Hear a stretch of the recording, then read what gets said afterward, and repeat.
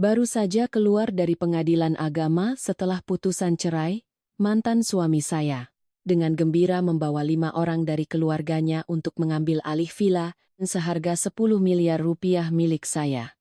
Namun, begitu pintu terbuka, ibu mertua, saya langsung jatuh pingsan karena pemandangan di hadapannya. Pagi itu, langit Jakarta tidak mendung ataupun cerah, hanya udara panas yang membuat gerah dan tidak nyaman. Di tangan saya, tergenggam selembar akta cerai yang masih baru, dengan tinta yang belum sepenuhnya kering pada beberapa baris, kalimat singkat yang kaku.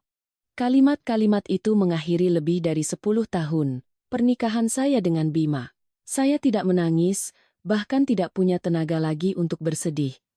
Yang saya rasakan saat itu hanyalah lelah. Kelelahan yang berkepanjangan setelah berbulan-bulan menahan diri dan diam. Saya menuruni tangga pengadilan.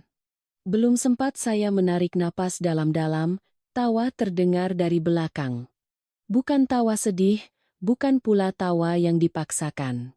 Tawa itu aneh, sangat mengganggu di telinga. Saya berbalik dan melihat Bima. Sedang merapikan kerah kemejanya, tatapannya ke arah saya tanpa sedikit pun rasa canggung, bahkan dengan jelas menunjukkan kepuasan. "Nah, lunas sudah utang kita," katanya. Dengan nada ringan seolah sedang membicarakan cuaca.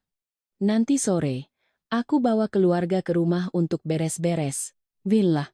Saya tertegun sejenak, mengira salah dengar. "Beres-beres apa?" tanya saya. Kembali, berusaha menjaga suara agar tetap tenang. Bima tidak menjawab langsung. Dia hanya tersenyum sinis, senyum setengah bibir, yang penuh perhitungan. Kami berpisah di depan gerbang pengadilan. Tanpa pertengkaran, tanpa penjelasan lebih lanjut. Saya pikir semuanya akan berakhir di sini, tetapi saya terlalu naif. Kurang dari 2 jam kemudian, saat saya masih di dalam mobil dalam perjalanan pulang, ponsel saya berdering terus-menerus. Lagi-lagi Bima. Kali ini, suaranya tidak lagi berbasa-basi. "Aku kasih tahu kamu sebelumnya, ya. Sore ini, aku akan bawa seluruh keluarga ke villa."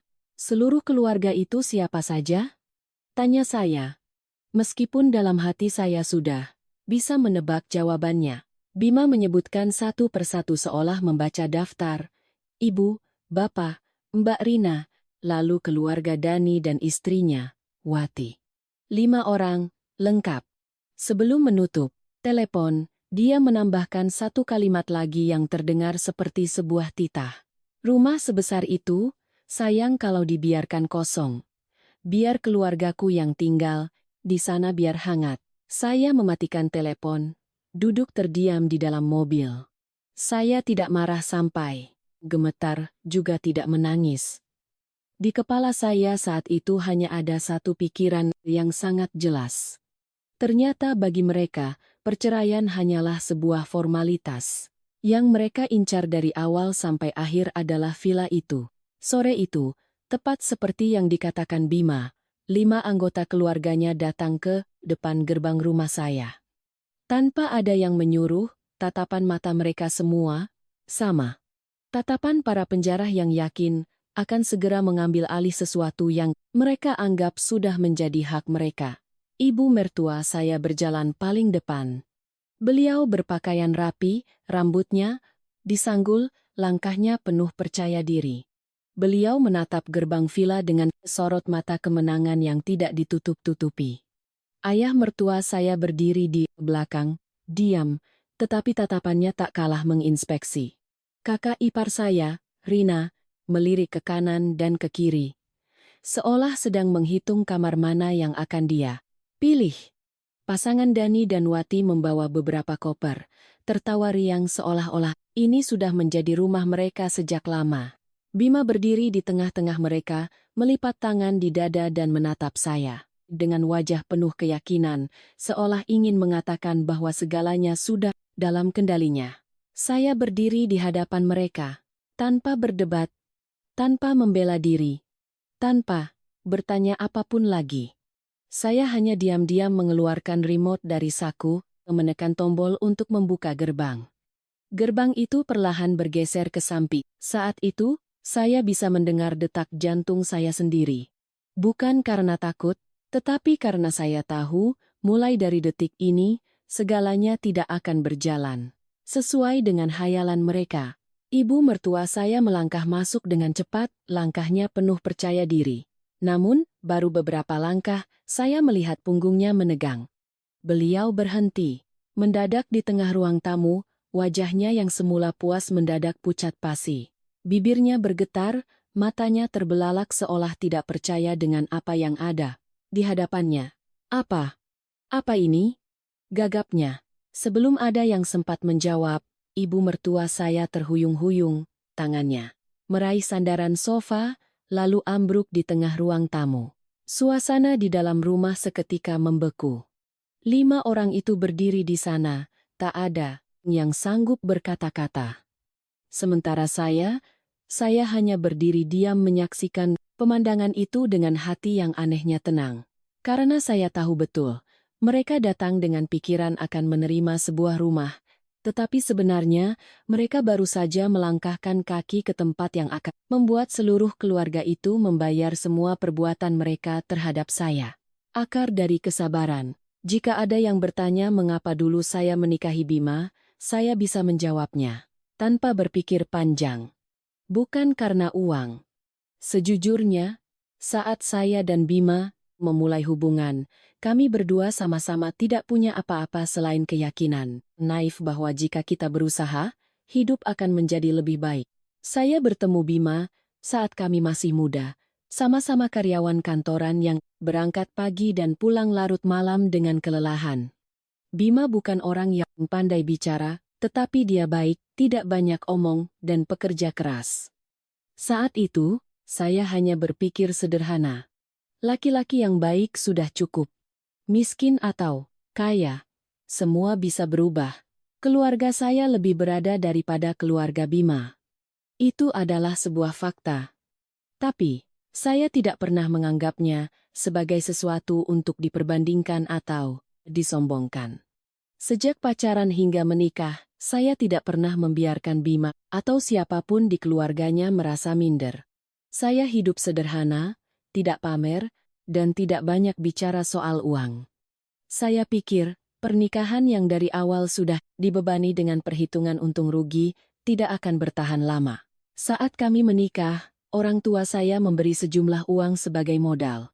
Saya berdiskusi dengan Bima secara terbuka bahwa uang itu akan digunakan untuk bisnis dan membangun masa depan, bukan untuk dihambur-hamburkan. Saya juga secara sukarela mengelola semuanya. Bukan karena saya tidak percaya pada suami saya, tetapi karena saya tidak ingin Bima dicap sebagai suami yang menumpang hidup dari harta istri.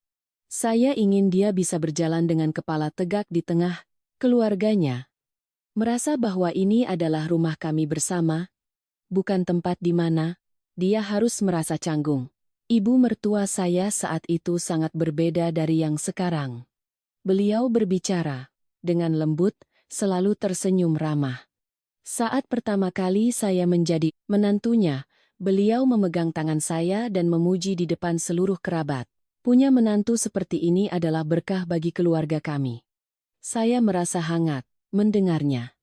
Saya benar-benar percaya bahwa saya beruntung mendapatkan keluarga, suami yang baik. Saya pikir, selama saya hidup dengan baik, tahu sopan santun, maka semuanya akan baik-baik saja.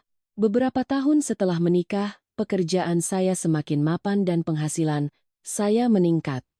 Bima masih bekerja seperti biasa, tidak ada peningkatan yang signifikan. Tetapi juga tidak pernah bermalas-malasan. Sayalah yang mengusulkan untuk membangun rumah yang layak. Tanah itu saya beli sebelum menikah, atas nama saya, dan uangnya juga dari tabungan pribadi saya. Ketika saya menyampaikan niat itu, seluruh keluarga suami saya tampak sangat gembira. Ibu mertua tersenyum lebar, mengatakan bahwa dengan rumah yang luas, nanti anak cucu bisa berkumpul dengan nyaman. Kakak ipar, Rina, bahkan berkata, "Terus terang, bangun yang besar sekalian, biar kami semua bisa sering menginap." Saat itu, Bima memegang tangan saya dan mengucapkan kalimat yang hingga kini, jika saya ingat kembali, saya merasa betapa mudahnya saya percaya. Ini kan, rumah kita, sayang. Antara aku dan kamu, apa perlu dibeda-bedakan? Mendengar itu, hati saya merasa sangat lega. Saya pikir, saya telah memilih orang yang tepat. Saya tetap mendaftarkan semua surat-surat rumah dan tanah atas nama saya karena uangnya adalah milik saya sebelum menikah. Namun, dalam pikiran saya, tetaplah rumah bersama, istana kami berdua, tempat di mana anak-anak kami akan tumbuh besar nanti. Hari kami pindah ke villa baru itu masih saya ingat dengan jelas. Seluruh keluarga Bima datang, ramai sekali. Ada yang terkagum-kagum, ada yang memuji betapa indah dan luasnya. Saya sibuk berlari ke sana kemari menyiapkan makanan dan minuman, takut ada yang kurang. Saya bahagia karena berpikir mulai sekarang, keluarga kami akan punya tempat yang layak untuk berkumpul, tidak lagi sempit, seperti dulu. Di tengah makan malam, Mbak Rina berkata sambil tertawa, setengah bercanda, setengah serius. Rumah sebesar ini. Nanti kalau kami sering datang menginap, tidak akan mengganggu. Kan? Saya hanya tersenyum menanggapinya, mengira itu hanya candaan keluarga. Saya tidak menyangka bahwa kalimat itu adalah benih dari banyak masalah di kemudian hari. Saat itu, saya masih dipenuhi oleh kesabaran dan niat baik. Saya percaya bahwa keluarga adalah tempat untuk saling bersandar dan membantu, bukan tempat untuk saling menghitung. Saya tidak pernah berpikir bahwa kemurahan hati dan kepercayaan saya justru akan menjadi alasan bagi orang lain untuk menganggapnya sebagai hal yang wajar. Saya juga tidak pernah membayangkan bahwa rumah yang saya bangun dengan keringat dan kerja keras, saya suatu hari akan menjadi bahan perbincangan untuk ditinggali dan diambil alih, seolah-olah saya hanyalah orang yang dititipi nama. Melihat kembali tahun-tahun awal itu, saya tidak menyesal telah hidup dengan baik. Saya hanya menyesal karena percaya bahwa semua orang akan memperlakukan saya dengan cara yang sama seperti saya memperlakukan mereka. Dan dari kepercayaan itulah, retakan pertama dalam pernikahan saya dan Bima mulai terbentuk diam-diam, meskipun saat itu saya belum menyadarinya. Bank berjalan tanpa bunga. Setelah pindah ke rumah baru, kehidupan saya dan Bima dari luar tampak baik-baik saja. Rumah megah, pekerjaan saya stabil, segalanya seolah berjalan sesuai rencana. Namun, justru dari saat itulah, hal-hal kecil mulai muncul, diam-diam, dan terus-menerus. Seperti tetesan air yang jatuh di tempat yang sama. Hingga, akhirnya saya sadar, sudah menjadi retakan. Orang pertama yang memulai tradisi pinjam-meminjam adalah ibu mertua saya. Awalnya hanya beberapa puluh juta rupiah, lalu perlahan naik menjadi ratusan juta. Beliau bilang untuk modal usaha, untuk perputaran bisnis, dan pinjamnya. Hanya sementara, beberapa bulan pasti dikembalikan. Suaranya selalu lembut, diiringi keluhan-keluhan khasnya. Tentang usianya yang sudah tua, tentang bisnis yang sulit, tentang harapannya yang hanya pada anak-anaknya. Saya merasa iba, berpikir sebagai menantu, jika bisa membantu, kenapa tidak? Lagi pula, jumlah itu bagi saya saat itu belum terlalu besar.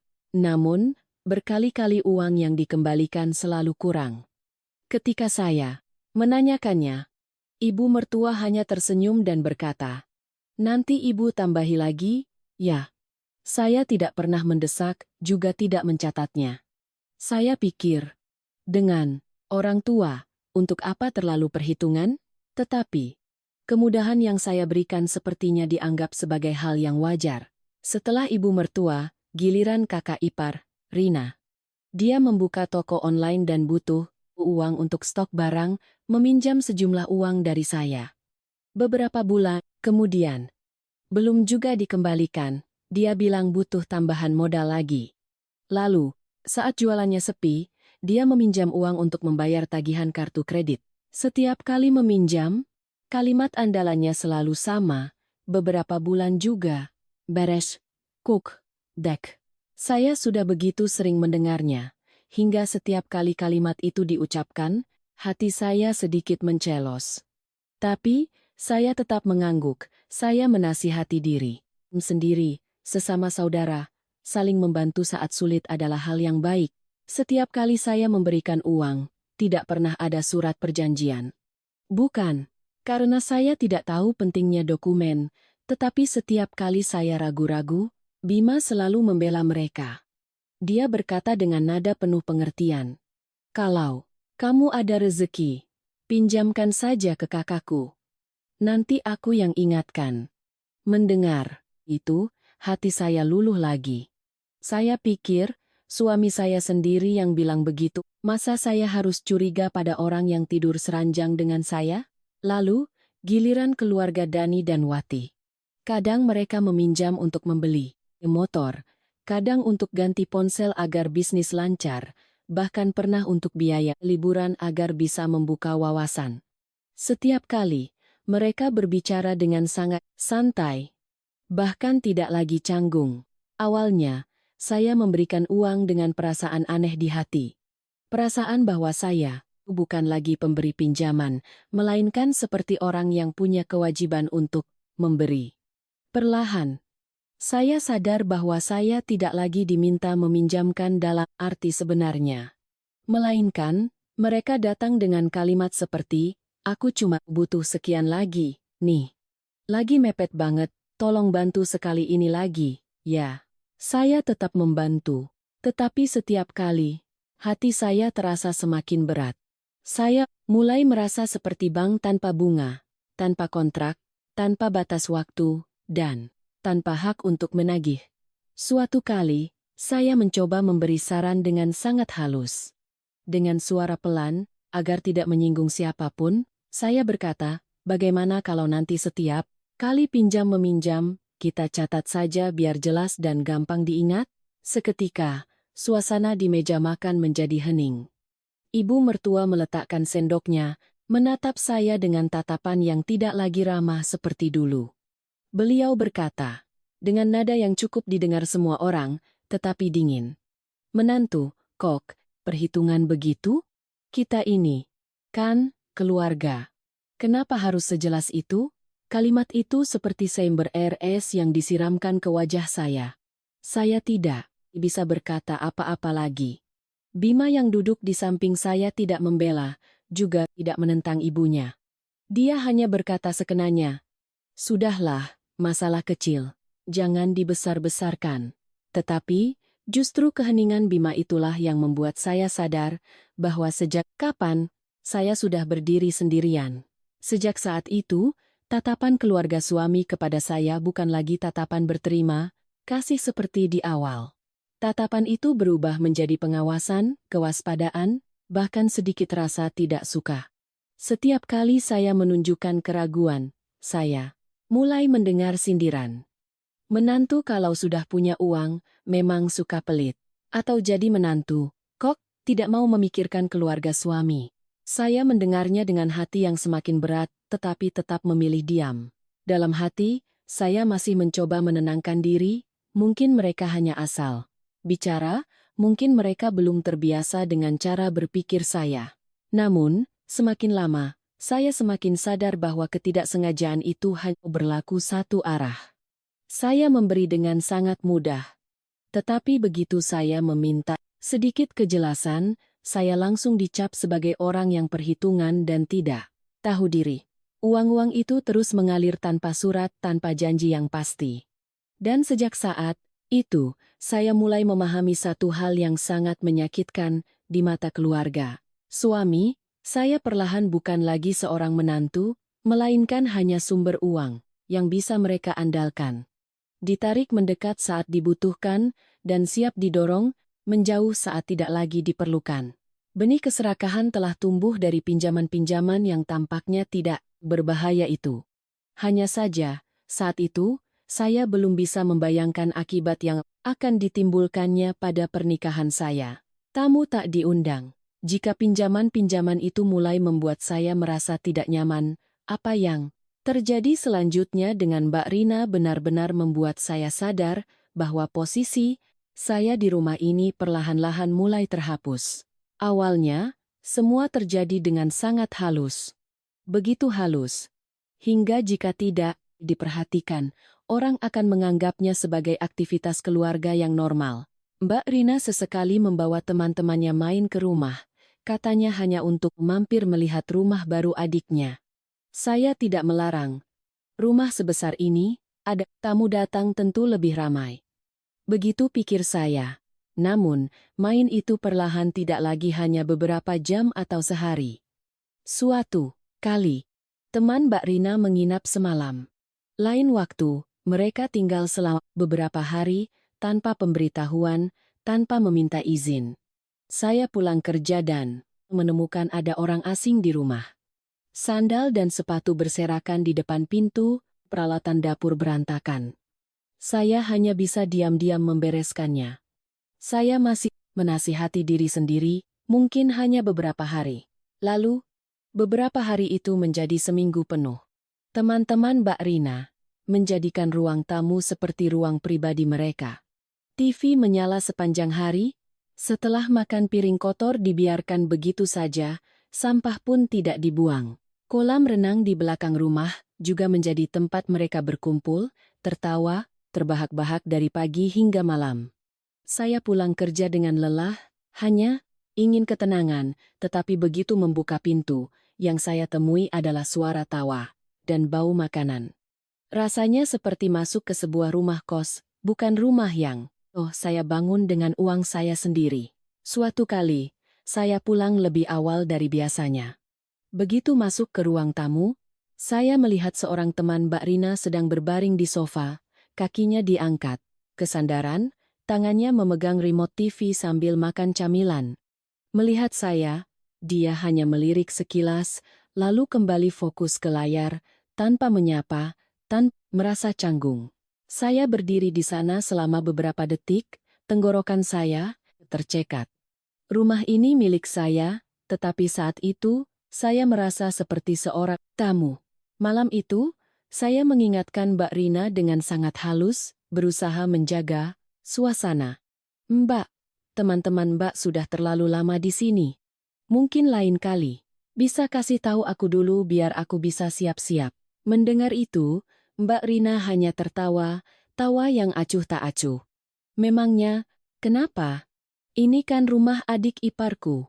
Lagi pula, mereka tidak mengganggu, kan? Kalimat itu masuk ke telinga saya, terdengar ringan, tetapi membuat hati saya sangat berat. Rumah adik iparku. 4 kata itu terdengar begitu akrab, sekaligus begitu jauh. Saya menceritakan hal ini kepada Bima.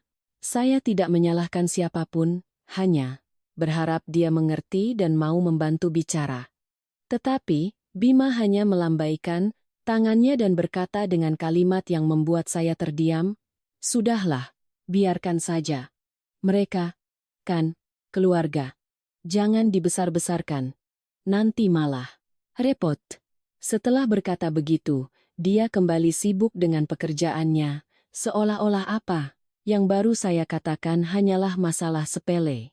Saat itu, saya mulai mengerti, dalam masalah seperti ini, saya tidak punya sekutu. Ibu mertua saya. Jangan ditanya. Beliau terang-terangan membela Mbak Rina. Ketika saya menyinggung soal terlalu banyak orang yang tinggal di rumah, beliau langsung berkata dengan nada ketus. Rumah sebesar ini, tambah beberapa orang, memangnya kenapa?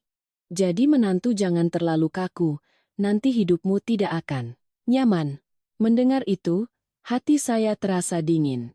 Saya tidak kaku.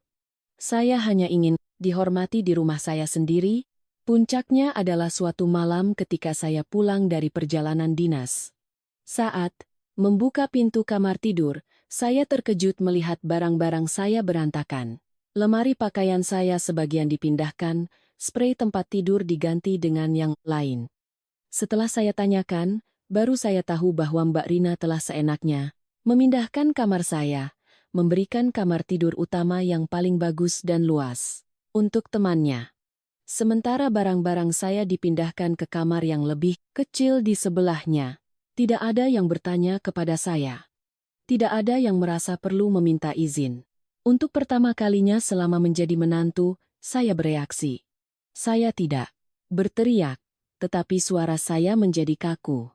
Saya katakan bahwa itu adalah kamar saya dan saya tidak setuju. Namun, yang saya dapatkan adalah tatapan kesal dari Mbak Rina dan kalimat yang penuh sindiran. Tinggal di rumah mertua, kok galak sekali? Kalimat itu seperti sebuah tamparan. Tidak hanya menyangkal hak saya di rumah ini, tetapi juga menempatkan saya pada posisi yang mereka inginkan, seorang pendatang, seorang menantu yang harus tahu diri dan selalu mengalah. Saya berdiri di sana, menatap wajah setiap anggota keluarga suami. Tidak ada yang membela saya. Tidak ada yang mengatakan bahwa Mbak Rina keterlaluan. Bima, diam. Ibu mertua membuang muka. Saya tiba-tiba sadar, di rumah ini, meskipun surat-suratnya atas nama saya, meskipun setiap batanya dibangun dari uang saya, di mata mereka, saya bukanlah pemiliknya. Saya hanyalah orang yang diizinkan tinggal selama mereka masih membutuhkan. Dan bisa disingkirkan kapan saja. Malam itu, saya berbaring di kamar kecil itu, mendengar suara tawa dari kamar sebelah, kamar yang seharusnya menjadi ruang pribadi saya. Saya tidak menangis. Saya hanya menatap langit-langit kamar, dan di kepala saya muncul sebuah pikiran yang sangat jelas. Jika saya terus diam, maka rumah ini, kehidupan ini, dan bahkan posisi saya di keluarga ini, cepat atau lambat akan direbut oleh orang lain. Dan sejak saat itu, saya mengerti bahwa kesabaran saya sudah terlalu jauh, hingga mulai menjadi alasan bagi orang lain untuk menginjak-injak saya. Tanda tangan di atas kertas. Suatu malam, makan malam berjalan seperti biasa. Jika dilihat dari luar, hidangan lengkap. Semua orang duduk di tempatnya masing-masing, suasana tampak tenang. Bima makan lebih sedikit dari biasanya, sesekali melirik ke arah saya, lalu menunduk lagi. Saya perhatikan tatapan matanya berbeda, ada sesuatu yang tergesa-gesa, seolah menunggu waktu yang tepat. Selesai makan, saat saya baru saja berdiri hendak membereskan piring, Bima memanggil saya. Meminta saya duduk kembali karena ada yang perlu dibicarakan. Dia masuk ke kamar, dan beberapa saat kemudian kembali dengan setumpuk kertas di tangannya. Kertas-kertas itu dijilid rapi dalam map, sekilas tampak seperti dokumen bank. Bima meletakkannya di depan saya. Suaranya dibuat seramah mungkin. Tolong tanda tangani ini, ya. Cuma prosedur pinjaman modal, kok. Saya mengambil tumpukan kertas itu, membacanya halaman demi halaman, tidak terburu-buru. Kebiasaan saya sejak dulu memang begitu. Jika sudah menyangkut dokumen, harus dibaca dengan teliti. Baru beberapa halaman pertama, jantung saya sudah berdebar kencang. Dalam dokumen itu, ada klausul yang secara langsung menyebutkan tentang penggadaian rumah ini. Bukan hanya sindiran, tetapi tertulis dengan sangat jelas dan rinci. Saya membacanya sekali lagi, perlahan, memastikan saya tidak salah paham. Tidak ada keraguan sama sekali. Rumah yang saya bangun dengan uang saya, yang terdaftar atas nama saya, akan dijadikan sebagai jaminan. Saya mengangkat kepala, menatap Bima. Ini maksudnya apa? Tanya saya. Suara saya masih tenang. Bima menghindari tatapan saya, menjawab dengan gagap bahwa bisnisnya sedang sulit, butuh modal. Dan ini hanya jaminan sementara. Nanti setelah lunas, semuanya akan kembali seperti semula. Saya bertanya lagi, meminta penjelasan yang lebih rinci, karena ini bukan masalah sepele. Saat itu saya masih belum meninggikan suara, hanya ingin mendengar jawaban yang masuk akal. Namun suasana makan malam itu seketika berubah. Ibu mertua saya membanting endoknya ke meja, suaranya terdengar kering dan keras. Beliau menatap saya, tatapannya tidak lagi ramah. Beliau mengucapkan satu kalimat yang membuat saya terdiam. Harta di rumah ini, kamu anggap seperti milikmu sendiri, Ya, kalimat itu jatuh ke meja makan seperti sebilah pisau. Saya duduk di sana, belum sempat bereaksi, kakak ipar Rina sudah menimpali dengan nada sinis yang tidak disembunyikan. Dasar, sudah punya uang jadi meremehkan keluarga suami. Saya menatap mereka satu persatu, berusaha agar suara saya tidak bergetar. Saya jelaskan bahwa rumah ini atas nama saya, uangnya adalah hasil jerih payah saya. Sebelum menikah, dan keputusan untuk menggadaikannya harus didiskusikan secara transparan. Saya tidak bilang tidak mau membantu, saya hanya bilang butuh kejelasan. Tetapi, sepertinya tidak ada yang mau mendengar penjelasan itu. Bima tiba-tiba berdiri, suaranya lebih tinggi dari biasanya. Untuk pertama kalinya dalam pernikahan kami, dia membentak saya. Kamu jangan egois, keluarga abang lagi butuh. Kamu cuma punya satu rumah saja tidak mau membantu? Kalimat itu membuat saya terpaku. Bukan karena takut, tetapi karena saya tiba-tiba memahami satu hal dengan sangat jelas, di mata mereka, rumah ini bukan lagi aset yang perlu dihormati, melainkan sesuatu yang secara otomatis harus digunakan untuk kepentingan keluarga suami. Mereka tidak meminta izin saya, mereka menuntut. Dan ketika saya tidak langsung setuju, saya langsung dicap egois dan tidak menghargai keluarga suami.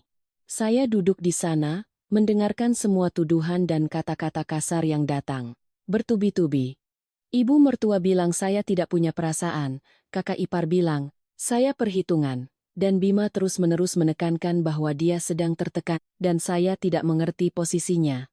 Selama itu, tidak ada satupun yang menyebutkan bahwa ini adalah aset saya. Tidak ada satupun yang merasa perlu meminta izin. Semua berasumsi bahwa saya harus menandatanganinya saat itu juga. Untuk pertama kalinya, saya merasa benar-benar sendirian di tengah keluarga ini. Saya bukan lagi seorang istri, bukan lagi seorang menantu yang dihargai, melainkan hanya pemegang aset yang ingin mereka kuasai. Saya menarik napas dalam-dalam, lalu berkata dengan tegas bahwa saya tidak akan menandatanganinya, setidaknya sampai semuanya jelas dan ada solusi yang aman. Jawaban itu membuat makan malam berakhir berantakan. Tidak ada yang makan lagi. Semua orang berdiri dan masuk ke kamar masing-masing dengan wajah kesal. Malam itu, saya tidak bisa tidur. Saya berbaring menatap langit-langit kamar, mengingat kembali semua yang telah terjadi sejak pindah ke rumah ini. Dari pinjaman tanpa surat, perlakuan yang meremehkan, hingga malam ini ketika mereka secara terang-terangan meminta saya menggadaikan rumah.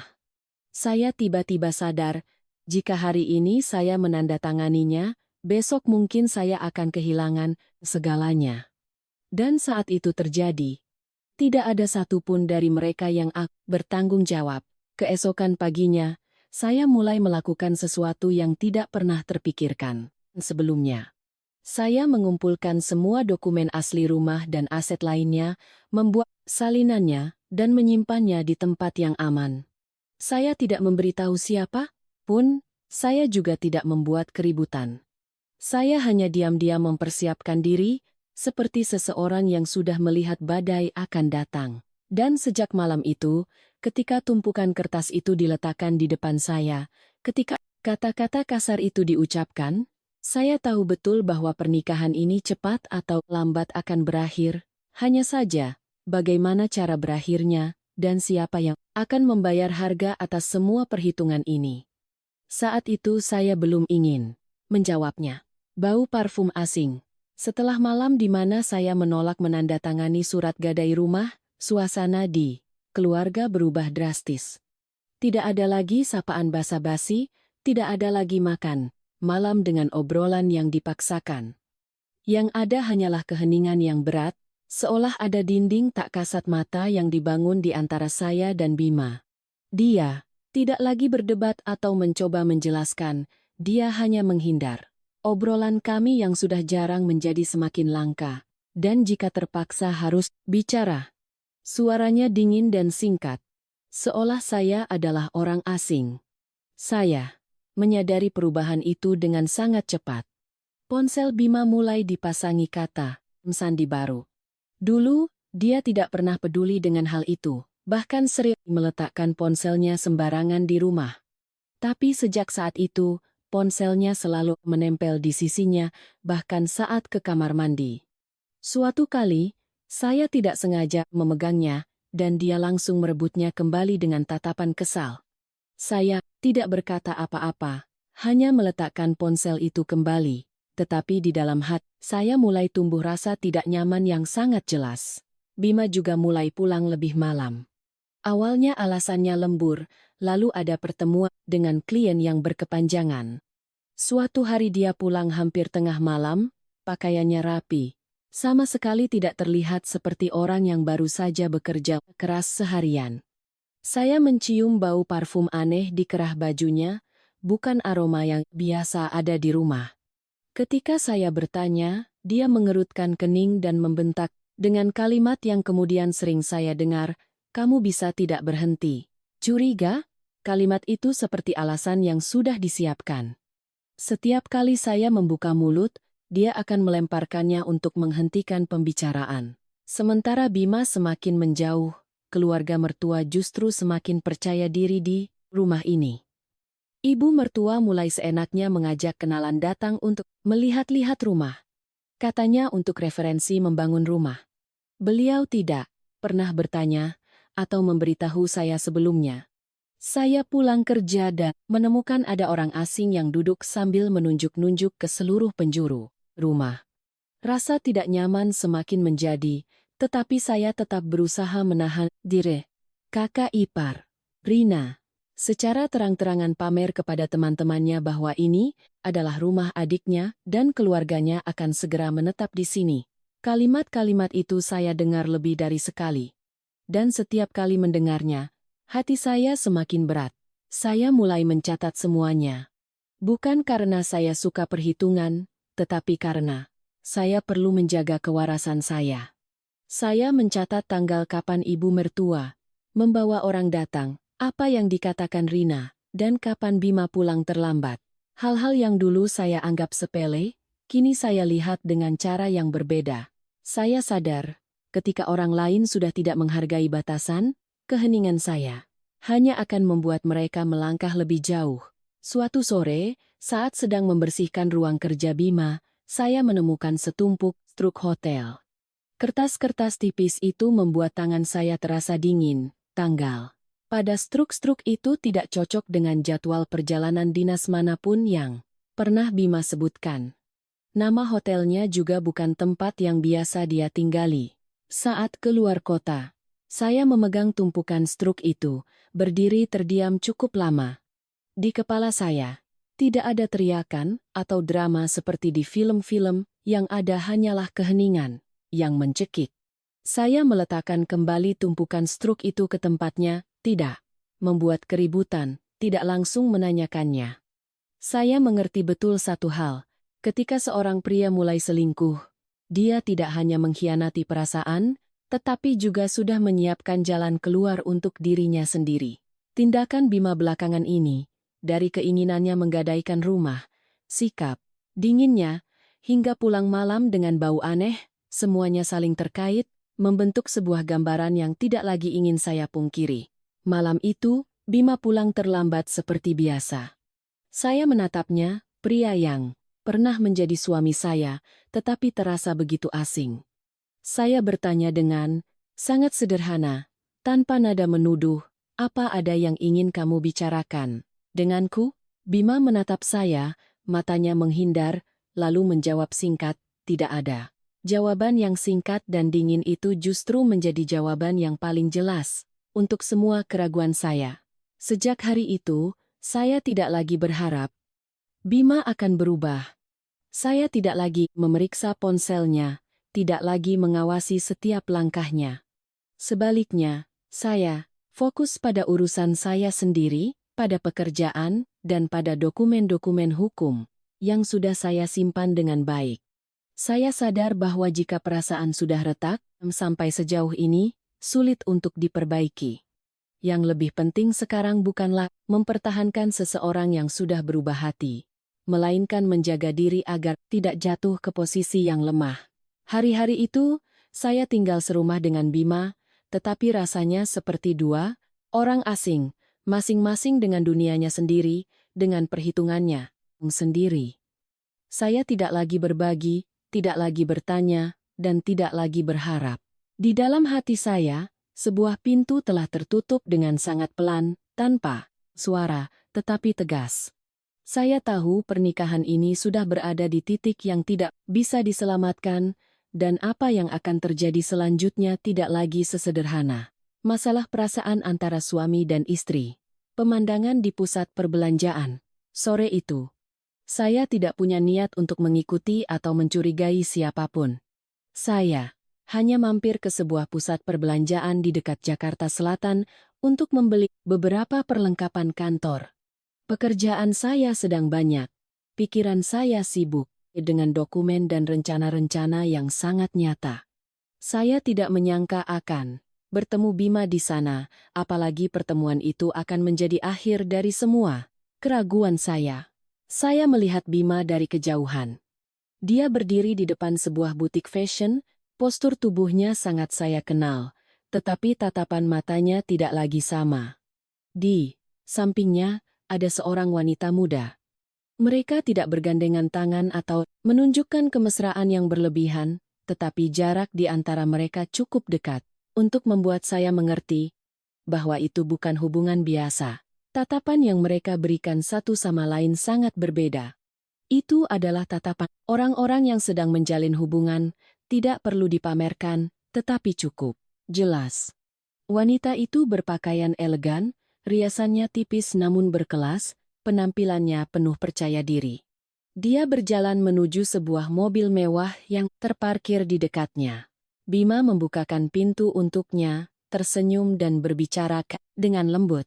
Saya berdiri bersembunyi di balik sebuah etalase, menyaksikan pemandangan itu dengan hati yang sesak. Bukan karena cemburu, tetapi karena saya menyadari sebuah kebenaran yang sangat menyakitkan. Senyum yang Bima berikan kepada wanita, itu adalah senyum yang sudah lama tidak saya lihat di rumah. Saya tidak keluar, tidak memanggil namanya, tidak membuat keributan. Saya hanya berdiri di sana sampai mobil itu pergi, lalu diam-diam berbalik. Saat itu, saya tidak menangis.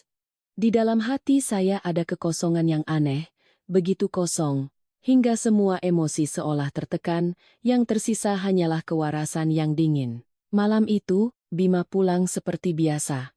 Terlambat. Saya tidak bertanya basa-basi. Saat dia baru saja meletakkan kunci di meja, saya menatapnya lurus dan bertanya, satu kalimat saja. Kamu sedang dekat dengan siapa? Bima terdiam sejenak, lalu menghela napas dan bersandar di kursi. Dia tidak menyangkal, juga tidak terkejut. Dia hanya mengangkat bahu dan berkata singkat, "Aku sudah lelah dengan pernikahan ini." Kalimat itu terdengar ringan, tetapi di telinga saya terasa seberat batu.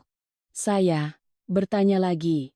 Suara saya begitu tenang, hingga saya sendiri terkejut. Siapa? Dia? Bima menatap saya, tatapannya tidak lagi menghindar, melainkan dingin dan asing. Orang yang lebih mengerti aku daripada kamu. Hanya beberapa kata. Tetapi cukup untuk memutus benang terakhir yang tersisa di antara kami. Saya tidak bertanya lebih lanjut. Saya juga tidak berdebat. Saya hanya mengangguk. Saat itu, saya tahu betul bahwa ikatan suami istri yang selama ini saya coba pertahankan telah resmi berakhir. Bukan karena dia punya orang lain, tetapi karena dia sudah tidak punya sedikit pun rasa hormat untuk saya. Hari-hari berikutnya, Bima tidak lagi menyembunyikan apapun. Dia pergi pagi, pulang malam, kadang tidak pulang sama sekali. Teleponnya berdering terus-menerus, pesan masuk bertubi-tubi. Saya tidak perlu melihat pun sudah tahu siapa di seberang sana. Yang paling menyakitkan bagi saya bukanlah pengkhianatannya, melainkan caranya menganggap hal itu sebagai sesuatu yang wajar, seolah-olah sayalah yang menjadi penghalang bagi kebahagiaan barunya. Lalu suatu siang, saat kami sekeluarga sedang makan, kakak ipar Rina nyeletuk dengan nada setengah bercanda. Bima sekarang sudah ada yang urus, ya. Kulihat dia lebih cocok sama yang itu daripada kamu. Kalimat itu terdengar jelas di tengah meja makan, tanpa ada yang mencoba menghindar. Ibu mertua saya tidak berkata apa-apa, hanya diam sambil mengambil makanan. Ayah mertua menunduk. Tidak ada yang terkejut, tidak ada yang menentang. Saya duduk di sana. Tangan saya memegang sendok, rasanya seperti baru saja ditampar. Saat itu, saya menyadari satu hal yang lebih menyakitkan daripada dikhianati. Seluruh keluarga suami tahu bahwa Bima punya pacar, hanya saya yang tidak diberitahu. Mereka tahu, tetapi mereka memilih diam. Mereka menerima, bahkan secara diam-diam mendukung. Karena dalam pikiran mereka, wanita baru itu bisa memberikan Bima hal-hal yang lebih mereka inginkan daripada saya. Saya tidak menangis di depan mereka. Saya menghabiskan makanan saya, membereskan di meja, lalu kembali ke kamar. Setelah menutup pintu, saya duduk lama di tempat tidur, memandangi kamar yang pernah menjadi ruang kami berdua. Semuanya masih sama, tetapi rasanya sudah berbeda. Saya sadar bahwa saya telah hidup di dalam sebuah keluarga di mana sejak lama saya tidak lagi dianggap sebagai bagian darinya. Malam itu, saya tidak berbicara lagi dengan Bima. Saya juga tidak menanyakan masa depan kami. Di kepala saya saat itu hanya ada satu pikiran, jika mereka semua sudah bersekongkol di belakang saya, maka saya tidak punya alasan lagi untuk terus buta dan percaya bahwa semuanya bisa diperbaiki. Kenyataannya sudah terlalu jelas. Bima tidak bisa lagi berpura-pura, dan saya juga tidak perlu lagi berpura-pura tidak tahu apa-apa. Sejak saat itu, saya tidak lagi bertanya mengapa atau bagaimana cara mempertahankannya. Sebaliknya, saya mulai bertanya pada diri sendiri sebuah pertanyaan yang jauh lebih penting. Bagaimana caranya agar tidak menjadi pihak yang kalah dalam pernikahan yang telah saya bangun dengan sepenuh hati? Dan pertanyaan itu jugalah yang menjadi awal dari semua keputusan saya. Selanjutnya, topeng yang terbuka. Sejak saya tahu Bima punya orang lain, sikap keluarga mertua terhadap saya berubah begitu cepat hingga saya tidak sempat terkejut jika sebelumnya mereka masih menjaga ucapan. Kini semuanya menjadi terang-terangan, tanpa ada yang ditutupi. Saya tidak lagi dianggap sebagai menantu, apalagi anggota keluarga. Saya menjadi penghalang yang harus disingkirkan secepat mungkin. Ibu mertua saya adalah yang perubahannya paling jelas. Kata-kata lembutnya dulu hilang sama sekali. Digantikan dengan kalimat-kalimat tajam yang ditujukan langsung kepada saya. Suatu kali, beliau menatap saya dari atas sampai bawah, lalu mengucapkan sebuah kalimat yang sampai sekarang jika saya ingat masih membuat punggung saya merinding. Tidak bisa punya anak. Untuk apa? Mempertahankan rumah? Kalimat itu diucapkan dengan sangat santai, seolah-olah itu adalah hal yang wajar. Saya berdiri di sana, tidak membantah, tidak juga menangis. Saya hanya menatapnya. Dan di kepala saya tiba-tiba mengerti. Bagi mereka, nilai saya dalam pernikahan ini sudah lama ditimbang, dan sekarang, saya tidak lagi memenuhi standar untuk tetap tinggal. Kakak ipar, Rina, juga tidak lagi menjaga sikap. Dia mulai menghasut Bima di depan saya. Suatu kali, saat saya sedang membersihkan rumah, Rina berteriak dari ruang tamu. Suaranya jelas terdengar. Ceraikan saja. Bagi harta gono gini biar jelas. Buat apa diperpanjang, bikin capek saja. Kalimat itu bukan hanya ditujukan untuk Bima, tetapi sengaja diucapkan agar saya mendengarnya. Saya berdiri di dapur. Tangan saya memegang lap. Rasanya setiap kata itu mendorong saya semakin jauh keluar dari rumah ini. Justru di hari-hari itulah, saya mulai melihat segalanya dengan lebih jernih. Saya sadar, perceraian dalam pikiran mereka bukan karena cinta yang sudah habis, atau karena kami tidak bisa lagi hidup bersama. Bagi mereka, perceraian hanyalah langkah yang diperlukan untuk melegalkan pengambilalihan rumah. Selama saya masih menjadi istrinya, mereka masih harus menahan diri. Begitu saya menjadi mantan istri, segalanya akan lebih mudah dibicarakan.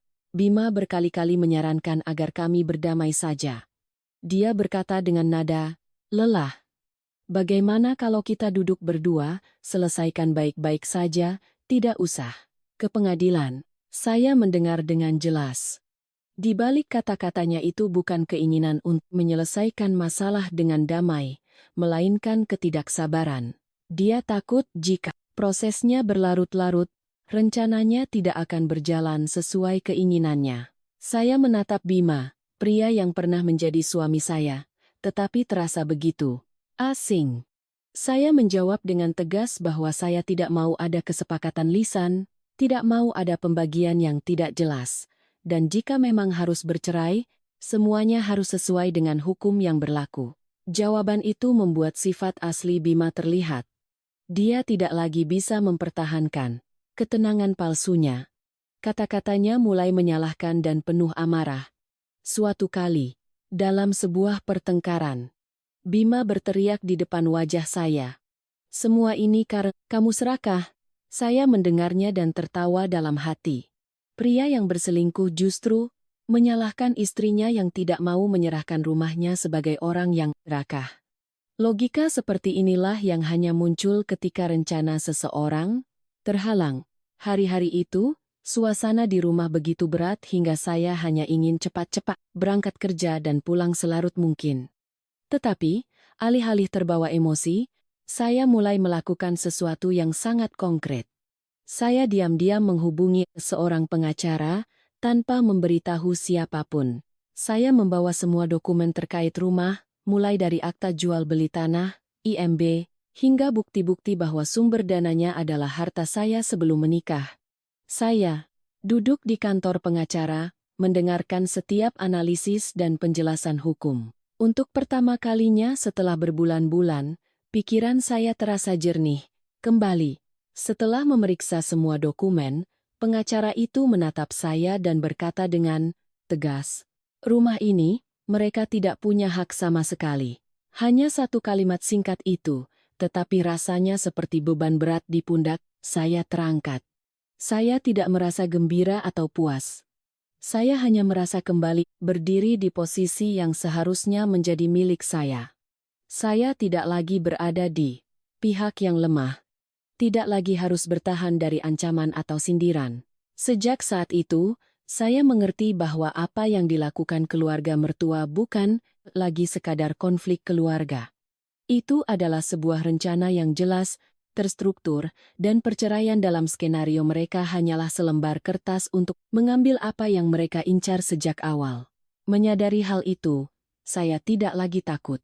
Saya juga tidak perlu lagi menjelaskan atau membuktikan bahwa saya benar. Saya hanya diam-diam mempersiapkan diri untuk apa yang akan datang, dengan ketenangan yang saya sendiri tidak sangka bisa saya miliki. Hari-hari terakhir, sebelum Bima secara resmi mengajukan gugatan cerai, saya hidup di bawah satu atap dengan orang-orang yang sedang merencanakan cara untuk menyingkirkan saya. Tetapi, berbeda dari sebelumnya, saya tidak lagi merasa tersesat atau bingung. Saya tahu betul di mana saya berdiri, dan saya juga tahu ketika permainan sudah terbuka, yang paling tidak sabar bukanlah saya. Surat gugatan dan kepercayaan diri yang terlalu cepat, gugatan cerai itu diajukan oleh Bima. Bukan karena emosi atau tekanan, tetapi dengan sangat rencana. Dia membawa surat gugatan itu pulang pada suatu malam yang biasa, meletakkannya di meja dengan nada santai, seolah sedang membicarakan pekerjaan. "Tanda tangani saja biar cepat selesai. Buat apa diperpanjang, bikin capek."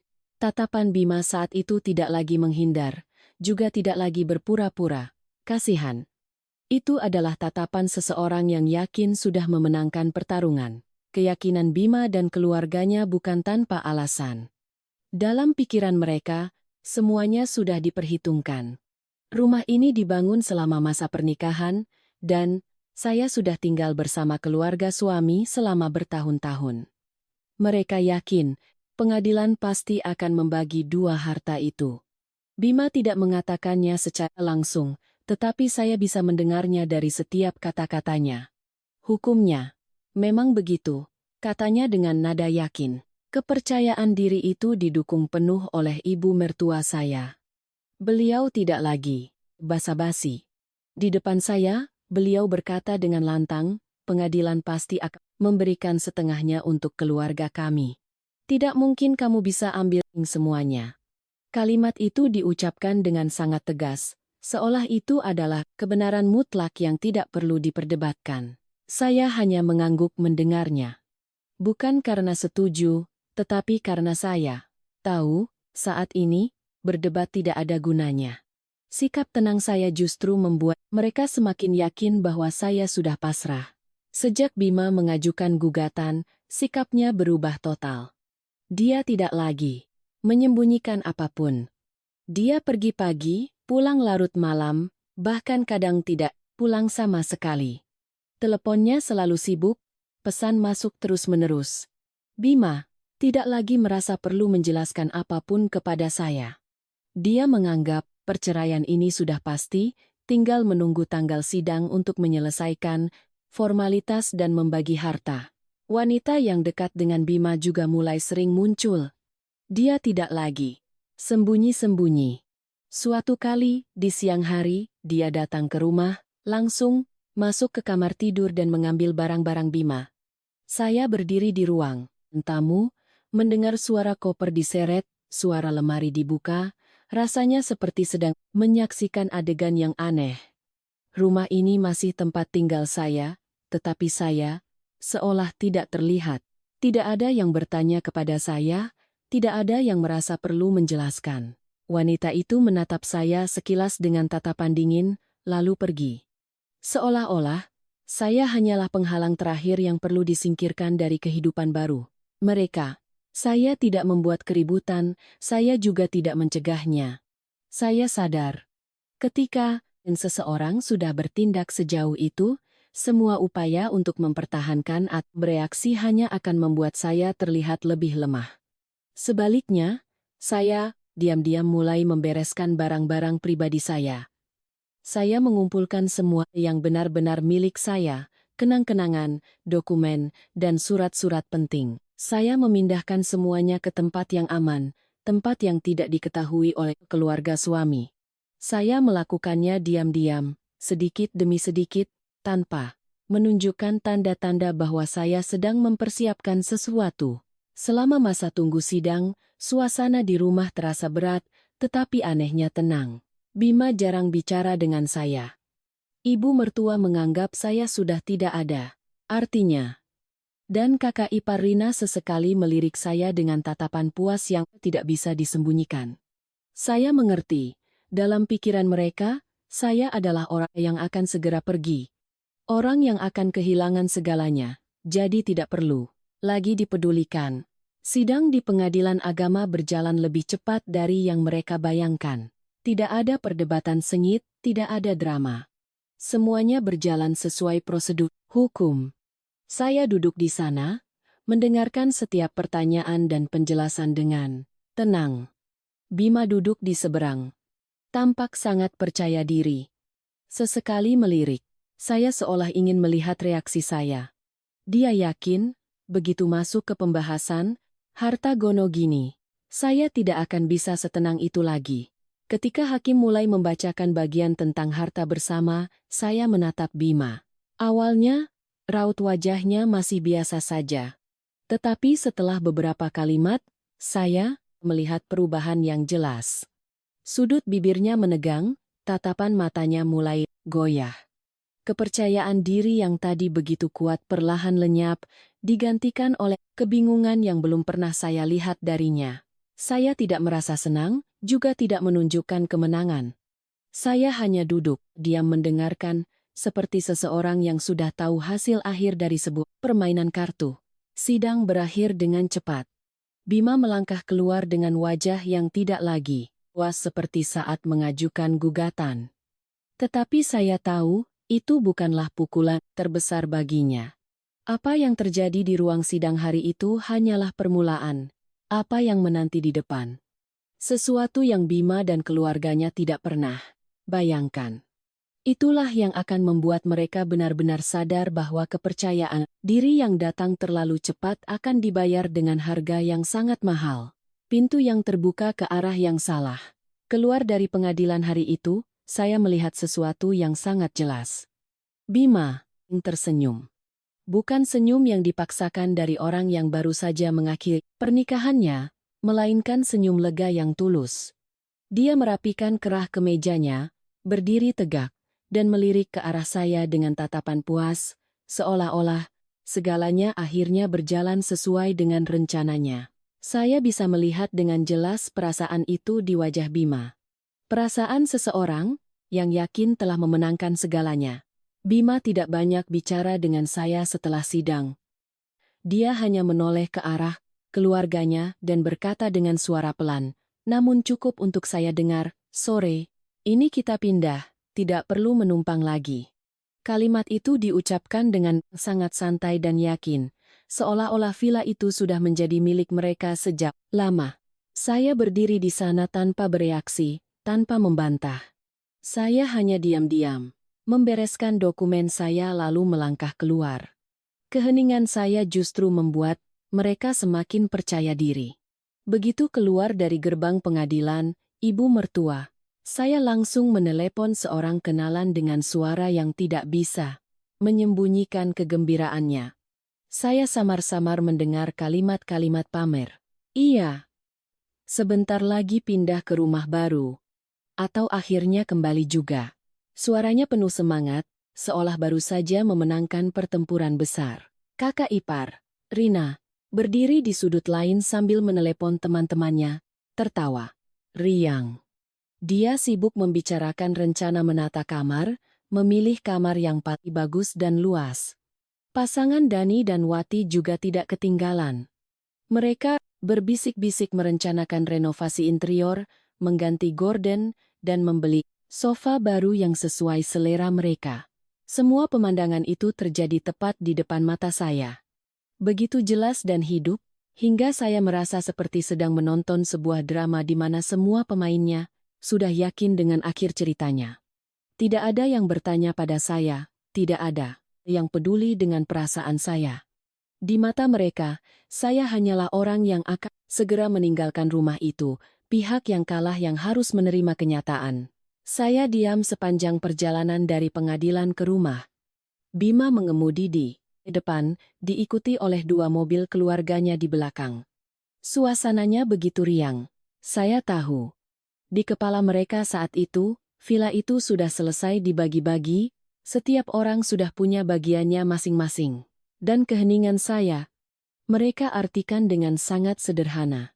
Saya sudah kalah, dan saya menerimanya. Tidak ada satupun dari mereka yang tahu bahwa selama mereka sibuk merayakan kemenangan, saya telah menyelesaikan proses perubahan fungsi rumah. Di atas, villa itu bukan lagi sekadar rumah tinggal. Saya juga telah menandatangani semua kontrak hukum yang mengikat, mengubah rumah itu menjadi kantor pusat perusahaan saya. Sebuah perseroan terbatas. PT. Semuanya sah, lengkap dengan tanda tangan, stempel, dan dilakukan sesuai prosedur. Saya tidak memberitahu siapapun. Tidak pamer. Karena saya tahu, ada hal-hal yang semakin cepat dibicarakan, semakin mudah dihancurkan. Ketika 5 anggota keluarga suami tiba dengan koper-koper mereka di depan gerbang villa, saya adalah orang terakhir yang turun dari mobil. Mereka berkumpul, menatap gerbang yang tinggi dengan tatapan penuh antusias. Bima melangkah maju, memberi isyarat agar saya membukakan gerbang. "Buka pintunya," katanya. Suaranya tidak bisa menyembunyikan ketidaksabaran. Saya tidak menjawab, hanya diam-diam mengeluarkan kunci dari saku. Saat itu, saya bisa melihat tatapan Bima, dan seluruh keluarganya mengikuti setiap gerakan. Saya seolah menantikan momen untuk secara resmi melangkah masuk ke rumah. Mereka, gerbang perlahan terbuka. Saya berjalan di depan, mereka mengikuti di belakang. Begitu melangkah masuk, saya mendengar langkah kaki mereka melambat. Suasana tiba-tiba berubah, tidak ada lagi bisik-bisik, tidak ada lagi tawa. Ruang tamu yang ada di hadapan mereka tidak lagi sama seperti yang mereka kenal. Tata letaknya berbeda, perabotannya berbeda. Di dinding tergantung papan nama perusahaan, dokumen-dokumen tersusun rapi, peralatan kantor tertata dengan jelas. Segalanya memancarkan suasana yang asing dan formal, bukan lagi ruang keluarga. Ibu mertua saya adalah yang pertama berhenti. Beliau berdiri kaku di tengah ruangan. Tangannya gemetar, matanya menyapu setiap sudut. Wajahnya yang semula puas mendadak pucat. Beliau menoleh ke arah saya, bibirnya bergerak-gerak tetapi tidak ada suara yang keluar. Sebelum saya sempat menjelaskan apapun, beliau terhuyung, tangannya meraih sandaran sofa. Napasnya tersengal. Di matanya saat itu, saya melihat sesuatu yang sangat jelas. Kepanikan seseorang yang baru saja sadar bahwa dia telah salah melangkah masuk ke dalam sebuah jebakan. Tidak ada yang bisa berkata apa-apa. Bima berdiri membeku di belakangnya, kepercayaan diri di wajahnya lenyap begitu cepat hingga dia sendiri tidak menyadarinya. Sementara saya berdiri di sana, tangan saya masih memegang kunci dengan ketenangan yang aneh. Karena saya tahu, momen ini barulah permulaan. Dan sejak pintu itu terbuka, permainan telah sepenuhnya berbalik arah. Kenyataan yang menampar.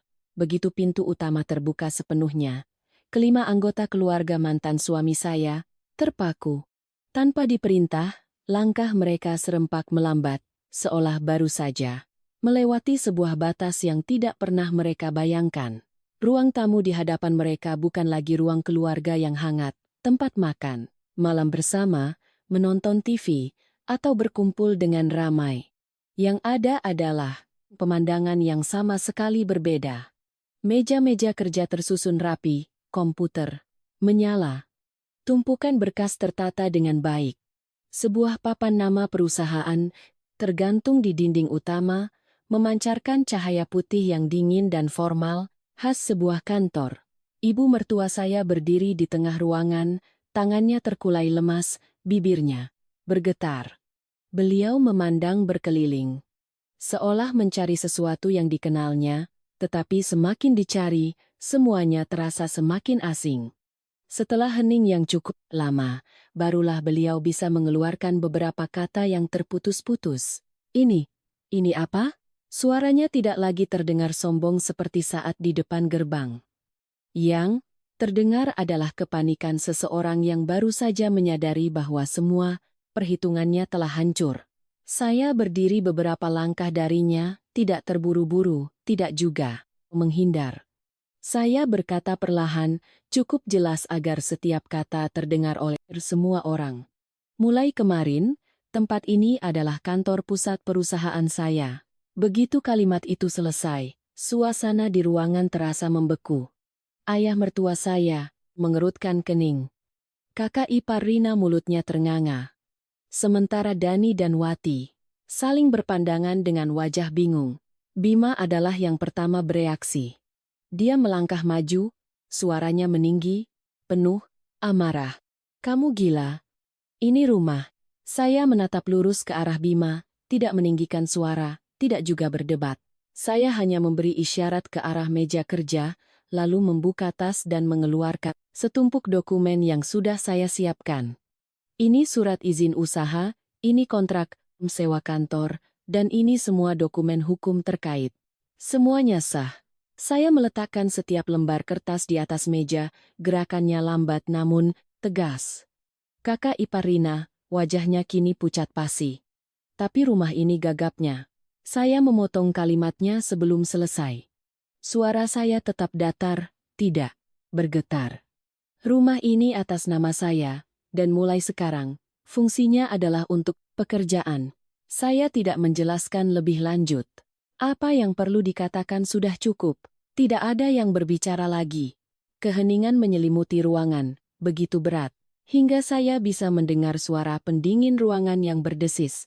Untuk pertama kalinya sejak saya menjadi menantu, saya melihat satu emosi yang sangat jelas di wajah keluarga suami saya. Kebingungan. Mereka berdiri di tengah-tengah ruang. yang mereka kira milik mereka, tetapi kini tidak ada tempat lagi untuk mereka.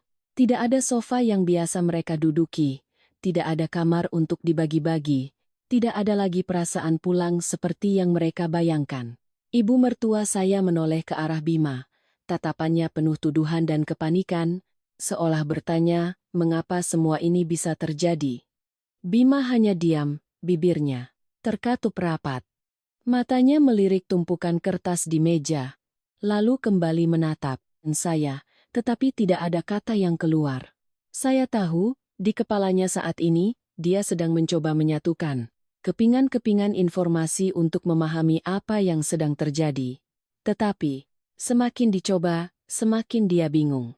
Saya melangkah maju, suara saya tetap tenang. Saya tidak melarang siapapun datang ke sini, kata saya. Tapi ini adalah tempat kerja. Kalian tidak bisa tinggal di sini. Saya tidak menggunakan kata-kata kasar, tidak mengusir secara langsung, tetapi pesannya sangat jelas.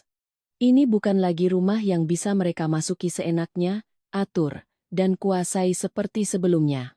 Saat itu, saya bisa melihat perubahan di mata setiap orang. Ayah mertua saya menunduk, menghindari tatapan. Dani dan Wati mulai gelisah, menarik koper mereka lebih dekat. Kakak ipar Rina memandang berkeliling sekali lagi. Seolah tidak percaya bahwa tempat yang dulu dia pamerkan sebagai rumah adiknya kini telah menjadi kantor perusahaan saya. Dan ibu mertua, beliau berdiri di sana, napasnya terengah-engah, tangannya begitu gemetar hingga harus berpegangan pada sandaran kursi untuk tetap berdiri. Suasana saat itu bukan lagi kepuasan, melainkan perasaan kehilangan sesuatu yang mereka kira sudah pasti dalam genggaman. Untuk pertama kalinya, mereka harus menghadapi kenyataan yang sangat sulit diterima. Rumah ini, dari awal hingga akhir, tidak pernah menjadi milik mereka. Dan sekarang, rumah ini telah ditempatkan pada posisi yang sama sekali tidak bisa mereka sentuh. Saya menatap mereka, bukan dengan rasa balas dendam atau kepuasan, melainkan dengan perasaan yang aneh, lega. Lega karena akhirnya, batasan telah diletakkan kembali pada tempatnya. Saya tidak perlu berteriak untuk membela diri.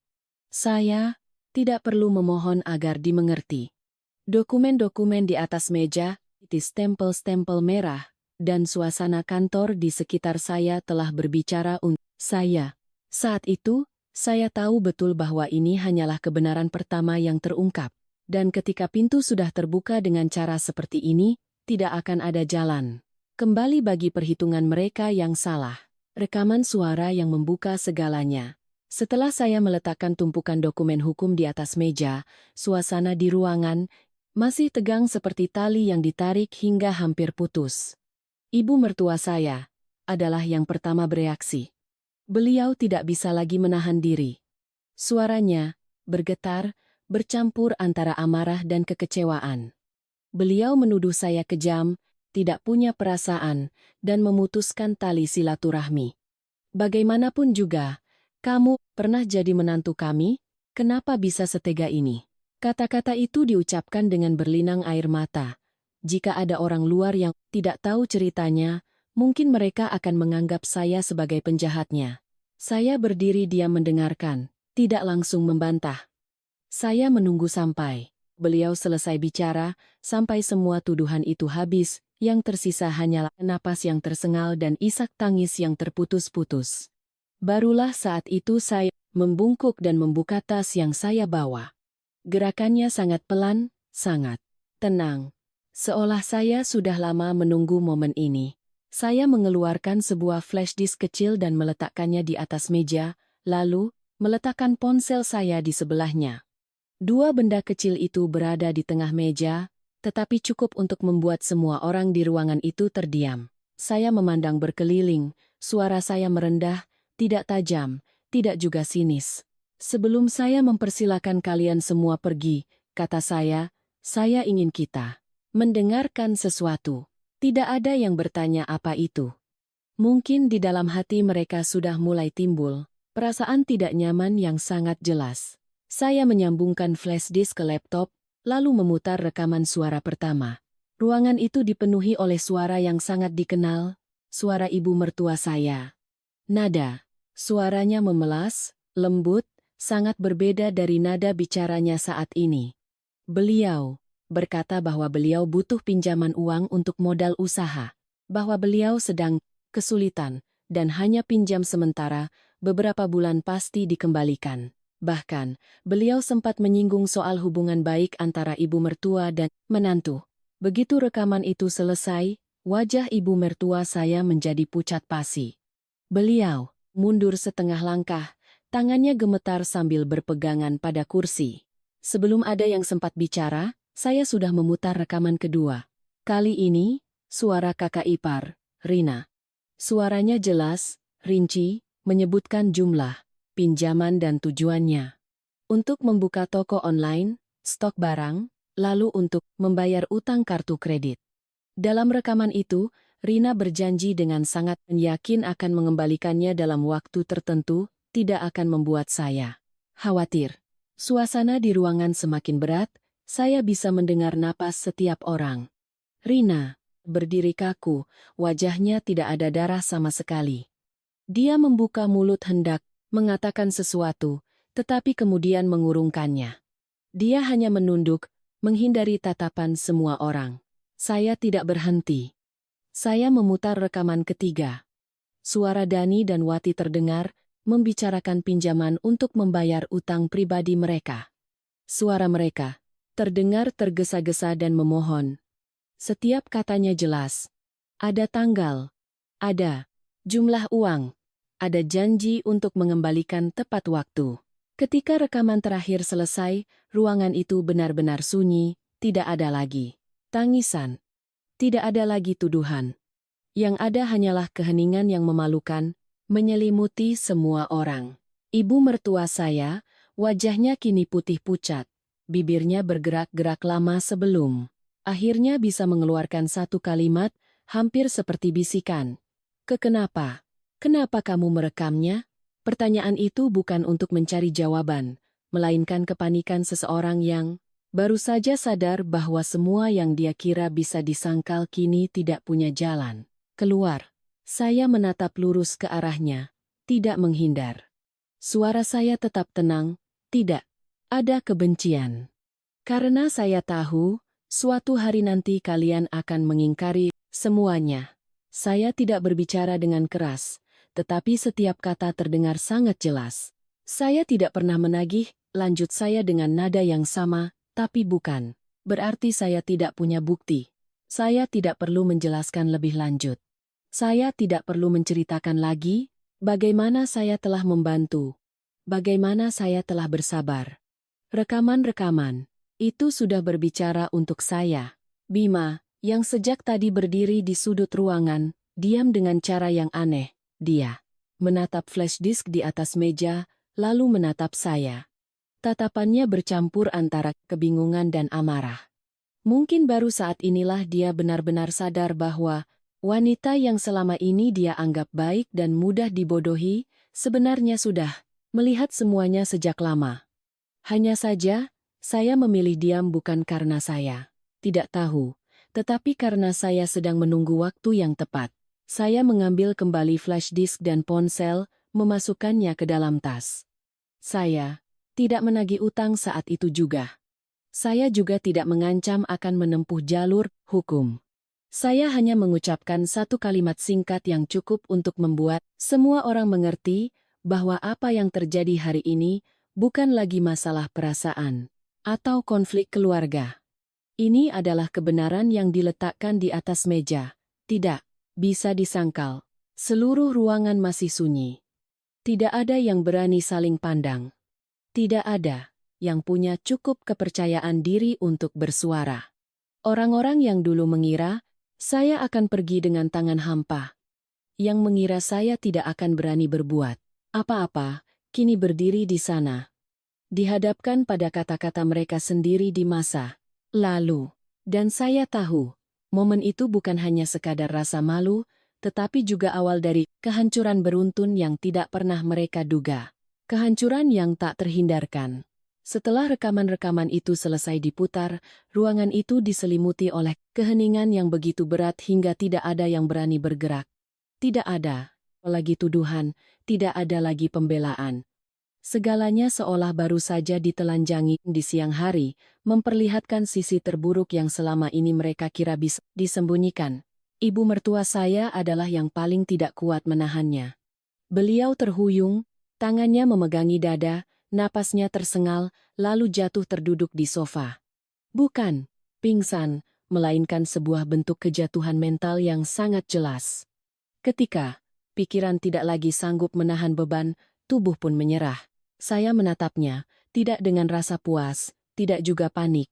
Saya mengerti, kejatuhan itu bukan karena syok sesaat, melainkan karena perasaannya yang tercabik-cabik di depan semua orang, karena kesadarannya bahwa dia telah salah menilai seseorang begitu lama.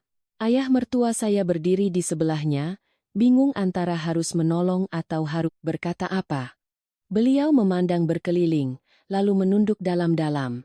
Itu adalah sikap seseorang yang baru pertama kali sadar bahwa keheningannya selama ini telah ikut andil dalam mendorong segalanya sampai ke titik ini.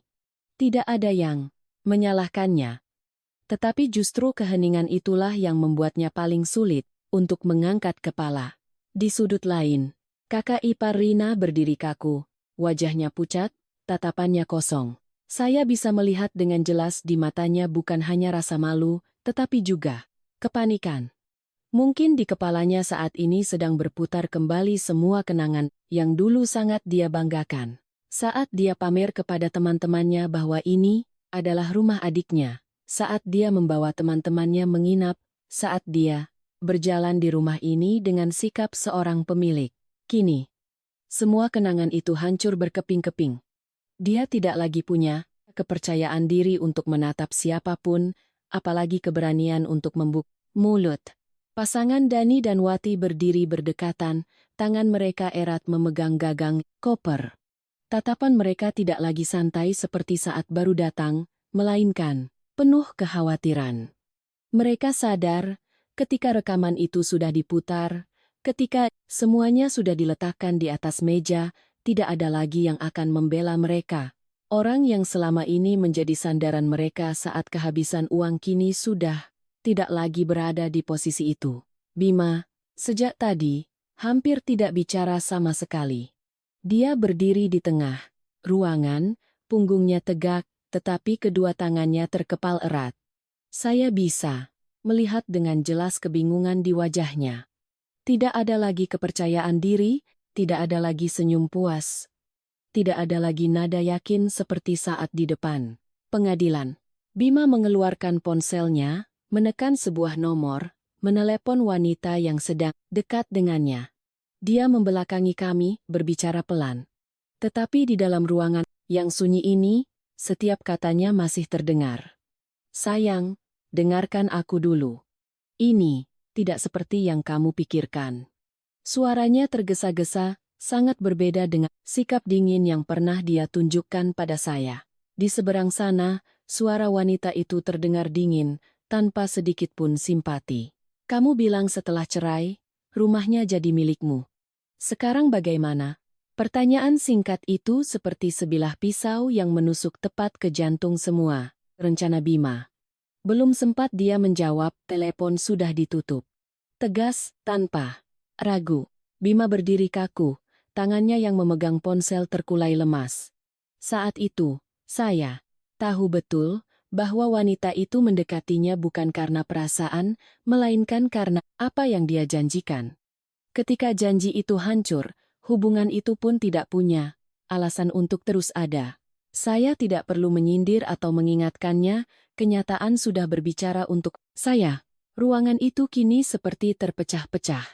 Setiap orang tenggelam dalam kehancurannya masing-masing. Ibu mertua saya terengah-engah, matanya terpejam. Kakak ipar Rina menunduk, tidak berani menatap siapapun. Dani dan Wati gelisah dengan koper mereka. Dan Bima berdiri di tengah-tengah, sendirian.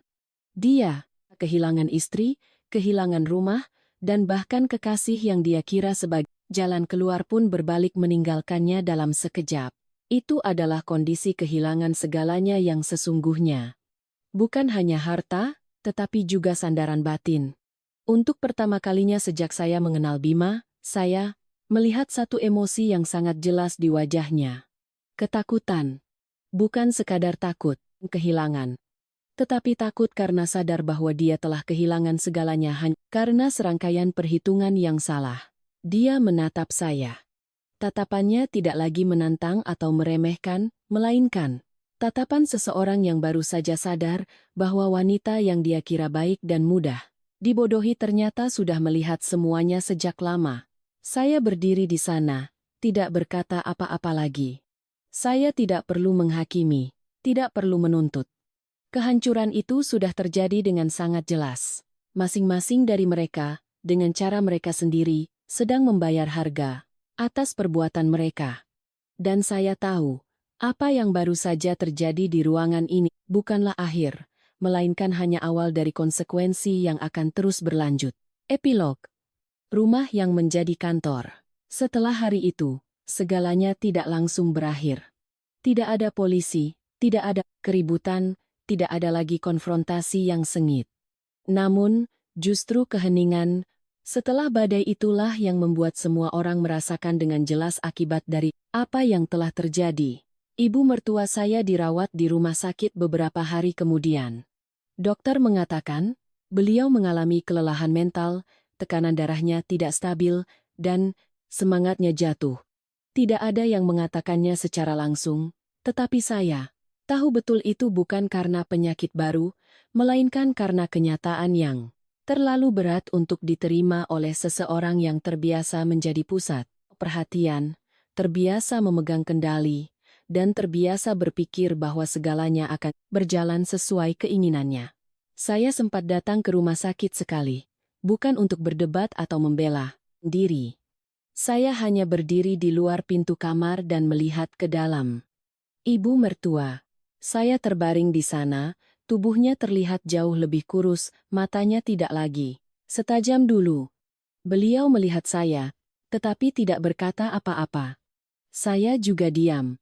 Di antara kami saat itu, tidak ada lagi dendam, yang ada hanyalah keheningan yang panjang, di mana kami sama-sama mengerti bahwa ada hal-hal yang jika sudah terlalu jauh, tidak akan bisa kembali seperti semula. Kakak ipar, Rina, mengalami akibat yang berbeda. Teman-teman yang dulu sering datang ke rumah saya, yang dulu sering mendengar Rina pamer bahwa ini adalah rumah adiknya, perlahan-lahan menjauh. Ada yang bertanya langsung, ada yang menyindir, ada yang diam-diam memutus kontak. Kebohongan yang sudah terbongkar tidak akan bisa diperbaiki lagi. Rina, yang dulu selalu percaya diri dan lantang, bicaranya kini menjadi pendiam dan jarang terlihat. Saya dengar dari seorang kenalan bahwa dia bahkan menghindari pertemuan-pertemuan rutin karena takut harus menjawab pertanyaan-pertanyaan yang tidak lagi bisa dia jawab. Sementara itu, Dani dan Wati benar-benar jatuh dalam kesulitan. Dulu, setiap kali kehabisan uang, mereka masih berpikir ada saya di belakang mereka, ada tempat untuk mencari bantuan. Tapi kali ini berbeda, ketika saya tidak lagi membantu, utang-utang mereka mulai terungkap. Penagih utang datang, telepon, berdering terus-menerus, tidak ada lagi yang menolong. Mereka terpaksa harus menghadapi sendiri akibat dari kebiasaan boros dan berutang mereka. Saya tidak senang mendengar kabar itu, tetapi juga tidak merasa bersalah, karena saya sadar, membantu bukanlah kewajiban tanpa batas, dan pada akhirnya, setiap orang harus bertanggung jawab atas pilihannya sendiri. Dan Bima, setelah semua kehancuran itu, akhirnya datang mencari saya. Bukan secara langsung, tetapi setelah semua yang ada di sekelilingnya satu persatu pergi. Saat itu, Bima berdiri di hadapan saya. Tidak ada lagi kesombongan, tidak ada lagi nada yakin. Dia menatap saya lama, lalu mengucapkan satu kalimat yang saya tahu datang dari lubuk hatinya. Aku tidak menyangka kamu bisa berpikir sejauh ini. Kalimat itu bukan tuduhan, melainkan pengakuan yang terlambat bahwa dia telah salah menilai wanita yang pernah mendampinginya. Saya hanya mengangguk pelan, lalu menjawab dengan suara tenang, "Bukan, kamu yang meremehkanku." Saya tidak perlu menjelaskan lebih lanjut. Saya tidak perlu menceritakan bagaimana saya telah bersabar, apa saja yang telah saya alami, dan bagaimana saya mempersiapkan semuanya. Dia mengerti. Dan jikapun tidak, itu tidak lagi penting. Pernikahan kami telah berakhir, bukan dengan kemenangan atau kekalahan, melainkan dengan kenyataan bahwa setiap orang harus menghadapi akibat dan pilihannya masing-masing. Saya tidak membalas dendam pada Bima. Saya juga tidak berusaha membuat keluarga mertua lebih menderita dari yang mereka alami. Saya tidak merasa perlu melakukannya. Karena yang saya lakukan dari awal hingga akhir hanyalah satu, meletakkan kembali segalanya pada tempatnya. Aset saya berada di tempat yang seharusnya. Hidup saya kembali ke jalur yang saya berhak tentukan. Dan hubungan-hubungan yang sudah salah, kehancurannya hanyalah konsekuensi yang tak terhindarkan. Hari-hari berikutnya, rumah yang kini menjadi kantor perusahaan kembali ke ritme normalnya. Saya bekerja, rapat, menyelesaikan tugas, sibuk tetapi pikiran saya terasa ringan. Tidak ada lagi tatapan mengawasi. Tidak ada lagi sindiran. Tidak ada lagi perasaan harus mengalah tanpa syarat. Saya sadar, ketika batasan diletakkan kembali pada tempatnya, seseorang bisa hidup dengan lebih tegak. Kadang-kadang, saya masih memikirkan tahun-tahun yang telah berlalu, masa di mana saya pernah mencoba mempertahankan sebuah keluarga dengan keheningan dan kesabaran. Saya tidak menyangkal kenangan itu, juga tidak menyesal pernah hidup dengan tulus. Tetapi jika bisa kembali, mungkin saya akan lebih cepat mengerti satu hal. Menjadi baik bukan berarti membiarkan orang lain melewati batasan kita. Dan ketika segalanya sudah diletakkan kembali pada tempatnya, ketika semua orang harus berdiri di atas kaki mereka sendiri, meskipun ada rasa sakit dan kehilangan, itu adalah hal yang perlu terjadi agar hidup bisa terus berjalan ke depan. Sekarang, jika ada yang bertanya pada saya tentang rumah itu, saya tidak lagi akan menyebutnya sebagai rumah kami berdua. Saya juga tidak akan menyebutnya sebagai tempat yang penuh kenangan pernikahan yang telah berakhir. Bagi saya, saat ini, rumah itu hanyalah sebuah kantor, tempat saya bekerja setiap hari, tempat di mana saya bangkit dari kehancuran dengan kaki saya sendiri. Pagi hari, saya membuka pintu, menyalakan lampu, menyeduh secangkir teh hangat, lalu duduk di meja kerja. Tidak ada lagi suara tawa yang berisik, tidak ada lagi tatapan mengawasi. Tidak ada lagi perasaan harus berhati-hati dalam setiap ucapan dan tindakan. Suasananya tenang, rapi, benar-benar tempat untuk bekerja dan fokus. Dalam ketenangan itu, hati saya pun ikut tenang, tidak lagi bergejolak seperti dulu. Saya tidak senang melihat keluarga mertua hancur. Saya tidak pernah menganggap penderitaan mereka sebagai kemenangan saya. Jika ada perasaan, itu hanyalah lega. Lega karena akhirnya saya tidak lagi ditempatkan pada posisi harus memberi tanpa syarat, tidak lagi harus bersabar demi sebuah kedamaian palsu. Lega karena saya tidak lagi harus hidup di bawah atap, di mana kebaikan saya dianggap wajar dan batasan saya terus-menerus dilanggar. Bagi banyak orang, perceraian adalah sebuah kegagalan. Bagi saya, itu bukan sesuatu yang membanggakan, tetapi juga bukan akhir dari segalanya. Perceraian tidak membuat saya kehilangan segalanya. Itu hanya menyingkirkan orang-orang yang tidak pantas berada dalam hidup saya. Orang-orang yang menganggap kesabaran saya sebagai kelemahan. Orang-orang yang berpikir bahwa saya baik karena saya tidak bisa perhitungan. Dan orang-orang yang percaya bahwa hanya karena mereka lebih banyak dan lebih keras suaranya, saya akan mengalah. Ada satu hal yang setelah semua ini baru benar-benar saya pahami, menjadi baik bukan berarti bodoh. Mengalah bukan berarti membiarkan diri diinjak-injak. Kebaikan, jika tidak disertai dengan batasan, cepat atau lambat akan menjadi alasan bagi orang lain untuk memanfaatkannya. Saya pernah hidup dengan kepercayaan, dengan keinginan untuk menjaga keharmonisan dan keluarga.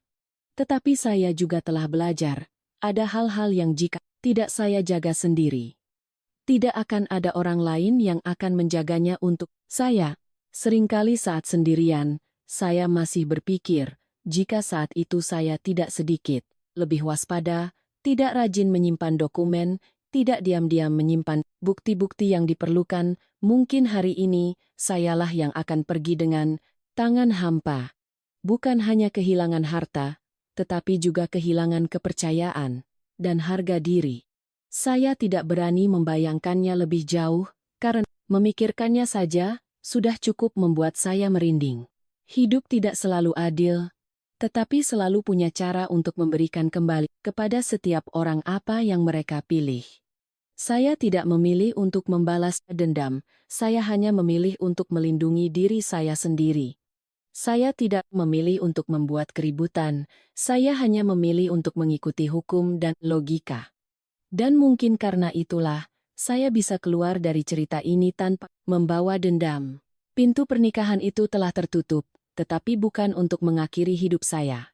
Pintu itu tertutup agar saya bisa melangkah ke babak baru, di mana saya lebih memahami nilai diri saya, di mana saya tahu cara meletakkan batasan yang benar, dan di mana saya tidak lagi perlu meminta izin siapapun untuk menjadi diri saya sendiri. Saya tidak lagi muda untuk memulai dari nol, tetapi saya cukup dewasa untuk memulai kembali dari apa yang masih saya miliki, pekerjaan, kemandirian, dan, yang terpenting, kedamaian di dalam hati. Saya tidak butuh pengakuan siapapun tentang kemenangan atau kekalahan saya. Karena setelah semua ini, yang terpenting adalah saya masih berdiri tegak, masih bisa mengangkat kepala, dan masih bisa melihat kembali semuanya tanpa merasa malu pada diri sendiri.